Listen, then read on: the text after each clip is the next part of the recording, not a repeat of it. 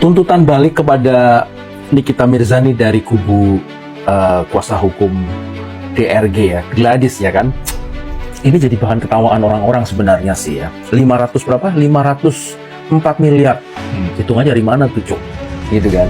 Dan ada beberapa konten kreator juga bilang bahwa suruh patungan lah, bagaimana bayarnya lah, rumahnya aja juga masih nyicil. Aku kasih paham ya. Itu kan baru tuntutan. Kalaupun nanti misalnya menang, ya, misalnya disetujuin, itu juga nggak mungkin juga 500 miliar.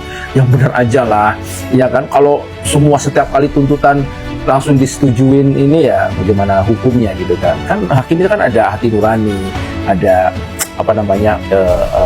setiap kasus itu kan ada bracketnya lah ibaratnya gitulah, dan yang tahu kan hakim sendiri gitu. Dan lucunya lagi, ketika Reza Gladys itu melakukan tuntutan balik ya 504 M ya kan begitu, itu banyak tuh ya. Pertanyaan gini, kenapa nggak dari awal aja gitu perdata gitu kan, dan ngapain kamu mesti harus masuk ke pidana gitu loh. Sedangkan yang lucu nih ya, yang lucu banget, selucu-lucunya ini kasus paling lucu ya kan, dia sudah mengakui bahwa dia nggak ada urusan dengan produknya, dia tidak ada urusan dengan produknya.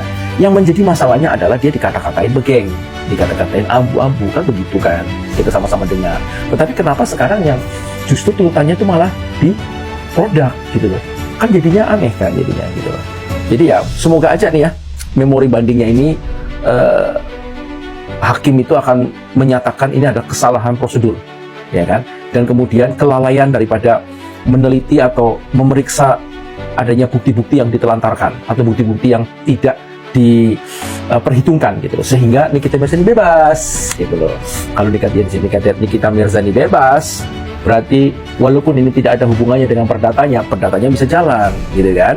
Nah kalau misalnya perdatanya jalan, karena ini sudah patah, karena misalnya ini dibebaskan, berarti kan tuntutan perdatanya si DRG itu kan ya pastinya nggak bisa dilanjutin kan, karena nggak bisa karena DRG itu nggak bisa menuntut secara hukum kepada Nikita Mirzani. Ini kan kita kan baru berangan-angan ya kan. Kalau berangan-angan kan boleh dong gitu kan. Jadi kan jadi ya kalau nanti berhasil Nikita Mirzani bisa dapat 244 ya, 244 miliar ya. Ya walaupun nggak semuanya segitu juga sih.